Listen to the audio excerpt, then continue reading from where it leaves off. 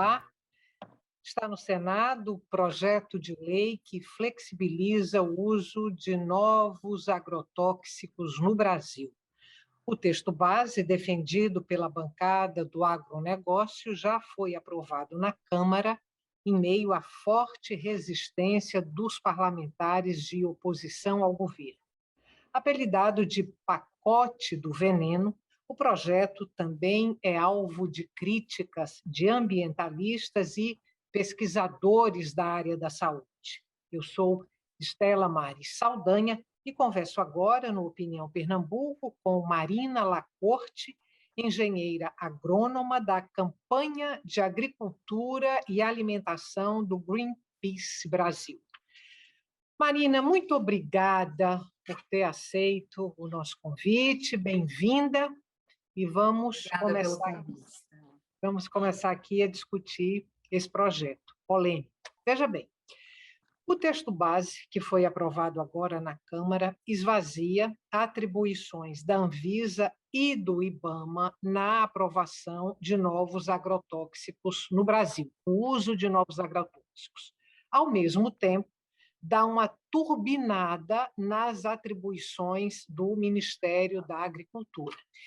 Eu vou te pedir para você começar comentando esse ponto específico e depois elencar aí mais 2 ou 3 pontos que você considera que são dos mais relevantes, por favor.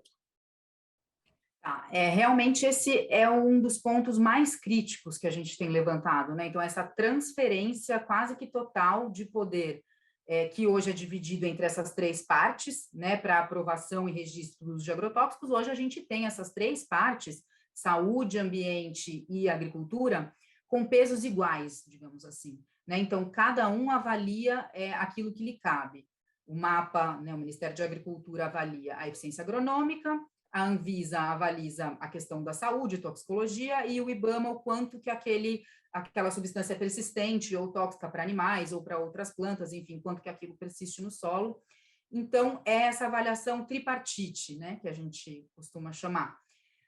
Essa lei, ela vem para substituir por completo a lei que nós temos hoje, e o que ela faz num resumo bem resumão?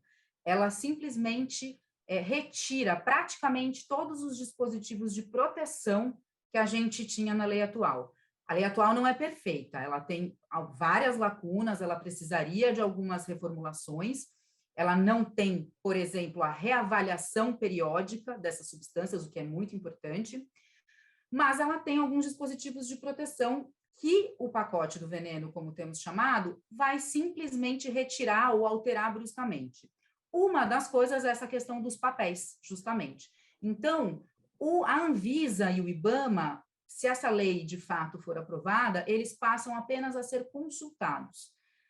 Eles não têm o peso igual de vetar uma substância. Então, se o Ministério da Agricultura avalia que aquela substância deve ser aprovada por sua eficiência agronômica, mesmo que a Anvisa tenha alertado que aquilo tem um potencial, por exemplo, carcinogênico ou mutagênico, fica nas mãos do MAPA tomar essa decisão.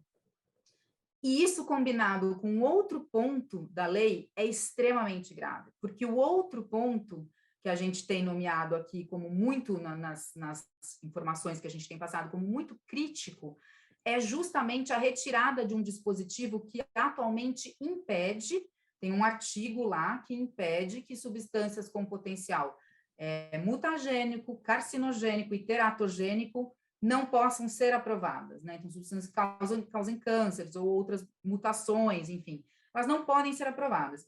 Não significa que nós não temos essas substâncias no mercado, porque a Anvisa, por exemplo, eu costumo dizer, a Anvisa ela é mais nova do que a aprovação do glifosato. Então, o glifosato já estava aí quando algumas regras foram criadas, enfim, nós temos essas substâncias no mercado, por isso que a reavaliação é tão importante. O paraquat, ele vai ser retirado agora, que é uma substância altamente tóxica relacionada à mutagênese, relacionada ao mal de Parkinson, e a gente só conseguiu com que ele vá ser retirado do mercado por conta de pedidos de reavaliação, né, que não existe na lei para ser feito enfim, em algum período, tem que ser demandado pela sociedade ou por algum órgão de saúde. Só conseguimos retirar o paraquat do mercado por conta disso. Então, não significa que nós não temos essas substâncias aprovadas, nós temos, mas esse dispositivo, ele impede, por exemplo, agora que nós temos já muito mais informação sobre um paraquat, uma substância que seja próxima, enfim, esse dispositivo ele vai impedir que ela seja aprovada a partir de um determinado ponto da análise, que demonstre isso, que fique claro e evidencie que essa característica faz parte, né, aquela substância, ela tem esses efeitos, né, essas características. Então, essas duas coisas combinadas, a retirada desse dispositivo, né, a possibilidade de se aprovar substâncias cancerígenas, mais essa decisão ficar nas mãos do MAPA, é extremamente grave, né, porque a gente sabe que, inclusive, o MAPA é quem carrega também os interesses comerciais, né, as empresas, quando elas demandam por uma substância, pelo registro de uma substância, existe esse interesse comercial também. Então, é bem perigoso. Bom, agora a alegação do governo é que o país está perdendo fôlego, está perdendo competitividade, porque tem que trabalhar com agrotóxicos que tecnologicamente estão ultrapassados. Esse discurso ele foi vencedor ali na votação da Câmara.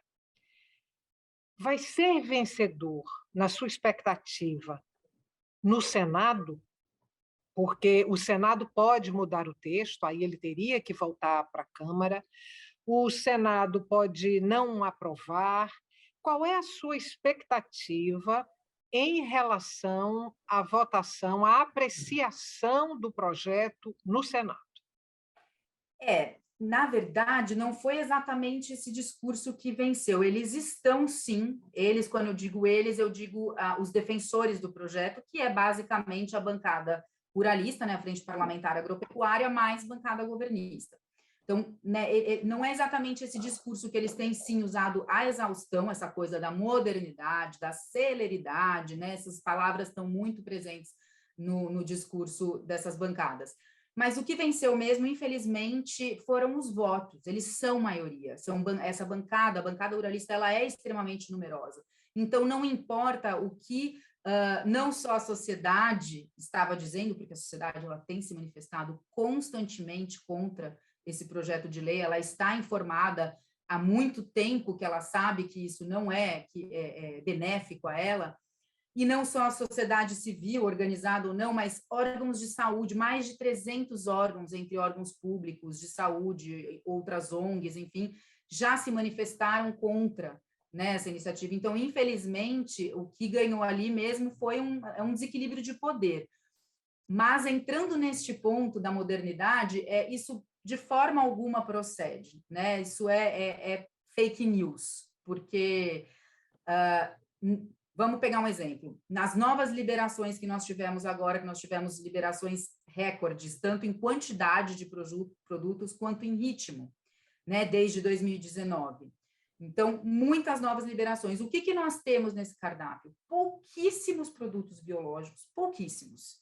E pouquíssimos produtos realmente novos e menos tóxicos. Nós temos muito produtos ainda com glifosato ou com o glufosinato de amônio ou com acefato, atrazina, um monte de palavrões que eu poderia dizer aqui agora e que já muitos deles já são inclusive proibidos em outros países por conta de questões de prejuízos à saúde, justamente, saúde e meio ambiente. Então, infelizmente, esse é um discurso que não condiz com a realidade, porque nós não estamos vendo essa priorização. Essa priorização, inclusive, ela já poderia estar acontecendo. Você não precisa desmantelar uma lei que existe e que tem alguns fatores protetivos importantes para a sociedade para você acrescentar uma priorização dessa forma. Você pode fazer isso como foi feito exatamente agora, a Anvisa, ela claramente foi um direcionamento político, né? A gente vê esse ritmo aumentando em tão pouco tempo, essa quantidade absurda de novos produtos sendo liberadas, isso foi um direcionamento, né, muito provavelmente, do executivo, quando quando assumiu ali como ministra a Tereza Cristina, que foi a principal defensora do projeto de lei e presidente da comissão que o aprovou na Câmara. Então, realmente, isso fica muito nítido, né, de que bastou um direcionamento político que poderia ter sido feito para o inverso. Poderia ter tido um direcionamento político e uma priorização no sentido de vamos priorizar moléculas menos tóxicas, vamos priorizar moléculas biológicas, não apenas na liberação em si, mas favorecendo mesmo a fila para essas substâncias, dando estímulos para que esse tipo de substância seja demandada ou registrada, né? Porque tudo também é muito uma questão de estímulos e incentivos. A gente vê o tanto de isenção fiscal, por exemplo, que existe para agrotóxico, créditos que são dados para a agricultura convencional, né, para a produção de commodities. Então, todo esse modelo agrícola que nós temos hoje, que é altamente dependente de agrotóxicos, ele não chegou aqui onde ele está estruturado e consolidado dessa forma à toa, ou porque ele produziu comida para todo mundo. Não, ele chegou por uma escolha também entre governo e empresas ali que se retroalimentam para ter este modelo. Então, crédito, isenção fiscal, várias outras formas de estímulos e incentivos são dados para esse modelo. Tudo isso poderia ser dado para outra forma de produzir. A mesma coisa com agrotóxicos, né? Então, essa priorização por moléculas mais modernas, menos tóxicas, ela já poderia estar sendo feita perfeitamente por normativas, por regulamentos, né? A gente vê isso acontecer o tempo todo. Mas a movimentação está ao contrário. A gente viu até um decreto que já adiantou partes do pacote do veneno. Isso é inconstitucional, praticamente, né? Porque ele simplesmente passa por cima mesmo de questões da Constituição e não vê esse movimento contrário. Outra coisa em relação à celeridade, né? Então, assim, você não pode simplesmente cortar caminhos, né? Você tem, o que eles estão chamando de celeridade é flexibilizar, é afrouxar mesmo, né? Então, não é uma questão de dar condições para aquele órgão, para que eles façam a avaliação no tempo que precisar, que seja adequado, porque são análises complexas e tem a ver com a nossa saúde, né? Então, ao invés de você estruturar esse órgão e dar condições para que, sim, ele acelere um pouco o tempo de avaliação, não, eles simplesmente cortam caminhos ou deixam as regras mais frouxas para que isso aconteça. Vamos fazer um intervalo agora, bem curtinho. A gente volta daqui a pouco para continuar essa conversa. Você que está em casa, não saia daí. O tema de hoje do Opinião Pernambuco é o projeto de lei que flexibiliza o uso de novos agrotóxicos no Brasil. Até já.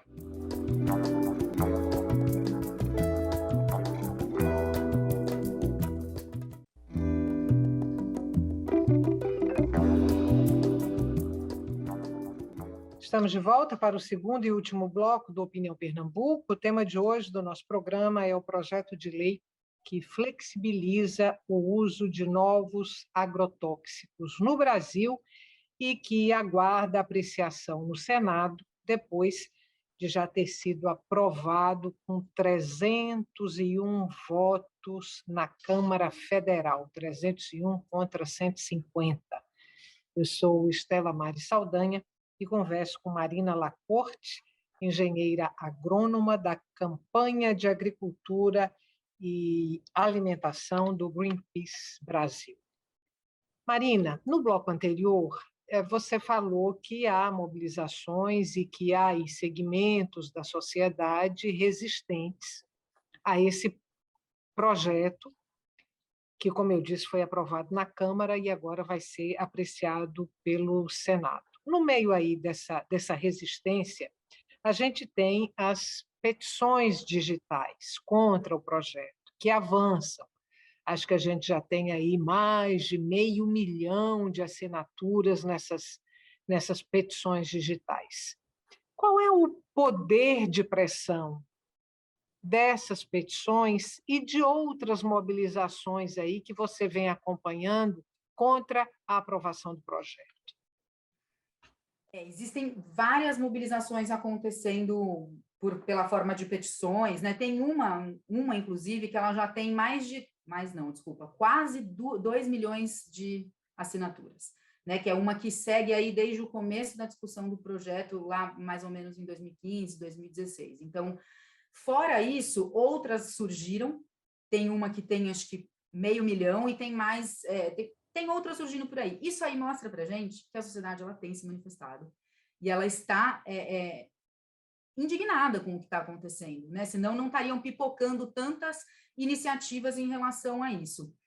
E essas petições, elas têm um papel muito importante, elas são uma ferramenta justamente para a gente quantificar, porque quando a gente, por exemplo, coloca um projeto de lei de iniciativa popular na Câmara ou no Senado, uma das formas de colocar esse projeto de lei lá é justamente pelo número de pessoas que desejam, que tem aquela demanda, né? Então, esse tipo de ferramenta, ele mostra que tem pessoas, muitas pessoas, demandando por isso. Deveria ser mais eficiente se a gente tivesse, de fato, governantes governando para a sociedade. Infelizmente, não é isso que a gente tem visto na maior parte dos casos. Né? A gente tem visto os governantes governando para as empresas que financiam suas campanhas, ou por interesses eleitorais futuros, ou por interesses próprios, né? Alguns deles, um exemplo da bancada ruralista, são proprietários de terra, ou são proprietários de indústrias de agrotóxicos, enfim. Existem várias relações aí de poder e influência que, infelizmente, enfraquecem a participação da sociedade e a mobilização da sociedade. Né? Então, não podemos desistir, isso tem sim muito poder, porque isso mostra quantitativamente quantas pessoas estão demandando por aquilo, isso pode vir a virar uma petição para um projeto de lei, né? Existe um outro projeto de lei que é o contraponto do pacote do veneno, que é a Política Nacional de Redução de Agrotóxicos, que na Câmara não entrou por iniciativa popular, entrou pela comissão participativa, que é uma outra via. Mas isso também depende da organização da sociedade civil. Então, essa forma, se mobilizar, se manifestar, é sempre muito importante, e a ferramenta das petições, ela traz essa questão quantitativa, que é importante também, porque fica muito explícito, né? Não é possível que 2 milhões de pessoas, mais outras milhares de pessoas, 300 organizações da sociedade civil, não sei quantas organizações públicas de saúde, ONU, não é possível que todas essas organizações, com suas notas técnicas, estejam erradas e 301 deputados estejam certos. Isso é praticamente impossível. Vou deixar 2 perguntas para você responder de uma vez só. A primeira, se a ação de lobistas é muito forte nesse setor, e a segunda é como o Greenpeace especificamente está atuando aí contra esse projeto de lei. Tá. Bom, em relação ao lobby, né, é meio de vida especialmente da bancada ruralista. Eles têm não só esse compromisso com as indústrias, com as empresas que financiam suas campanhas, mas também eles têm uma estrutura gigantesca para isso. Então, você tem o Instituto Pensar Agropecuário, que é financiado justamente pelas associações, organizações, instituições do setor e empresas, né, que é quem produz relatórios e revisões, enfim, para poder justificar aquilo que eles demandam no Congresso. Então, é um lobby extremamente pesado, e isso não é uma coisa que estamos dizendo, lógico que é da observação da sociedade civil organizada que está ali para monitorar isso, mas também já saiu, por exemplo, num relatório da ONU, o poder disso, né? O poder que essas empresas, tanto a farmacêutica quanto a agroquímica, que estão muito ligadas, tem sobre isso, né? Nessa questão da negação dos efeitos. Isso aconteceu lá atrás com a indústria do cigarro, né? Muita negação em relação aos malefícios das substâncias, uma estratégia de marketing antiética, né? Que chega a ser antiética e perversa. Nós já vimos, por exemplo, uma propaganda de uma mulher grávida, dizendo que era cientista da empresa, estava grávida e que isso não fazia mal algum, quando a gente tem inúmeras evidências científicas de que isso tem uma influência, um efeito enorme no desenvolvimento das crianças. Então, assim, o lobby é meio de vida, infelizmente, da bancada ruralista, e a gente tem que ficar, como cidadãos e cidadãs, temos que ficar muito de olho, porque a nossa resposta é no voto, né? O Greenpeace, ele monitora essas pautas, não só a pauta do veneno, mas todas essas pautas que estão muito ligadas aos desmontes socioambientais, que a gente tem visto, não é de hoje, é claro, mas a gente tem visto uma força muito grande, né? Desde o governo Bolsonaro, na verdade, ali desde de 2016, a gente já vem vendo esse desmonte, renca, licenciamento, enfim, muitas coisas acontecendo, e o Greenpeace está sempre monitorando a tramitação, né? Então, agora, por exemplo, esse pacote ele vai para o Senado. No Senado, nós temos uma situação que é parecida em termos de maioria, mas são menos senadores, então ainda é um poder que a gente talvez consiga, sim, ter mais influência no sentido de dizer não queremos mesmo, né? Porque não que a gente não esteja dizendo isso como sociedade, estamos, mas quem sabe ali a gente pode ser mais ouvido. Arthur Lira, presidente da Câmara, fechou completamente os ouvidos, os olhos, não quis saber, deu as mãos para Bolsonaro, para Tereza Cristina, e é isso aí, vamos mais veneno para a população.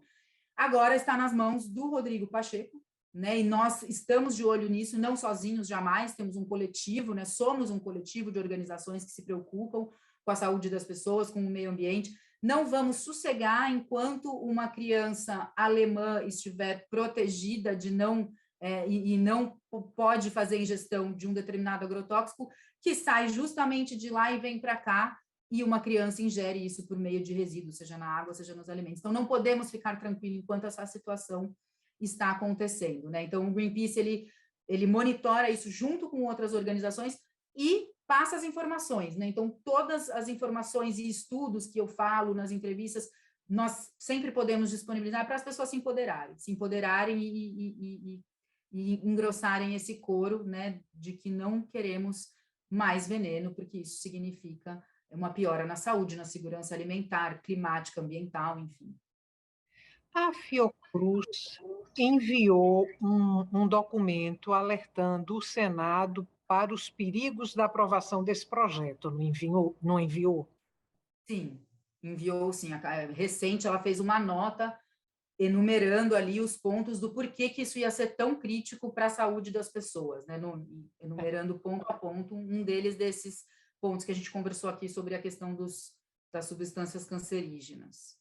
Olha só, em 2018, a Anvisa e o IBAMA apontaram várias irregularidades no projeto, e irregularidades, inclusive, que dificultavam a fiscalização desses produtos, né, que querem espaço na agricultura brasileira. Ele foi aprovado agora no último dia 9 em regime de urgência. Isso quer dizer exatamente que ele foi aprovado a toque de caixa. Exatamente. E isso ficou muito claro também quando a gente viu essa movimentação acontecer no dia 16 de dezembro também, que era o último dia das atividades legislativas na Câmara. Né? Um projeto de lei dessa complexidade, dessa gravidade, com essa repercussão, que as pessoas estão dizendo que não quer ser aprovado no apagar das luzes, já é um indício de que algo está muito errado. E a gente, infelizmente, não foi uma surpresa, nós sabíamos, foi uma promessa, inclusive, do Arthur Lira, de colocá-lo na pauta assim que voltassem as atividades legislativas. E foi o que a gente foi o que a gente viu acontecer. Um absurdo sem tamanho, porque urgência, no meio de uma pandemia, em que a fome, inclusive, voltou a reinar no lar de muitos brasileiros, isso é urgência, né? A sobrevivência de muitos brasileiros que não, né, totalmente desprivilegiados, totalmente marginalizados, tem sido sobreviver, tem sido se alimentar, tem sido, e a gente vê um projeto dessa complexidade e magnitude ser aprovado, um requerimento de urgência, e no mesmo dia, na sequência, a matéria aprovada. Então, aprovou-se um requerimento e no mesmo dia aprovou-se a matéria. Então, é algo que é muito claro, né, que não pode ser, não é bom negócio, né, não é realmente uma tentativa de acelerar as coisas para quanto antes. É um ano eleitoral, não podemos esquecer disso, as atividades elas vão terminar antes por conta das campanhas, vai ter menos tempo para passar toda a boiada, né, como chamou Ricardo Salles, Então, realmente, isso fica muito claro quando a gente vê esse tipo de movimentação muito suspeita, né? Marina, eu tenho 1 minuto para terminar o programa e vou trazer um último ponto aqui para você. Um dos pontos do projeto diz que produtos com substâncias cancerígenas podem ser usados mediante critérios. Eu te pergunto, que critérios são esses que justificam o uso de substâncias com propriedades cancerígenas, substâncias que vão para o solo, substâncias que vão para os rios, para os mananciais de água e que, consequentemente, chegam a todos os brasileiros? Critérios podem justificar um ponto como esse aqui do projeto: uso de substâncias cancerígenas. Do ponto de vista das instituições mais sérias de saúde do Brasil, e não só do Brasil, né? A gente tem visto outras organizações se manifestarem, não existe um critério aceitável, que torne a aprovação do uso dessas substâncias aceitável. Né? A frase da lei diz exatamente isso: mediante um risco, só não podem ser aprovadas tais substâncias mediante um risco inaceitável. O que é um risco inaceitável? Para quem? Quem vai definir isso? E mesmo que seja um órgão a definir, para mim isso não é aceitável, né? Volto a dizer, não é aceitável uma criança europeia estar protegida enquanto quer dizer, ela tem que ser protegida, quer dizer, não é aceitável uma criança brasileira estar desprotegida mediante uma outra criança, né? Uma criança africana estar desprotegida enquanto a outra criança está protegida desses males, né? E é exatamente o que você falou: o agrotóxico ele vai para a água, ele vai para os alimentos, ele vai para uma série de lugares. Nós ingerimos essa água todos os dias, nós ingerimos alimentos mais de uma vez por dia, a criança começa ingerindo leite materno, esses resíduos eles estão no leite materno, então isso já tem muitas evidências que mostram, não há nível seguro para a ingestão de agrotóxicos, não há. Fiocruz, INCA e outras organizações já disseram isso em nota, com base em evidências científicas. Então, não existem critérios que podem tornar aceitável a aprovação de uma substância que possa vir a causar câncer ou mutações genéticas. Muito obrigada, mais uma vez, por sua participação no Opinião Pernambuco e até uma próxima oportunidade.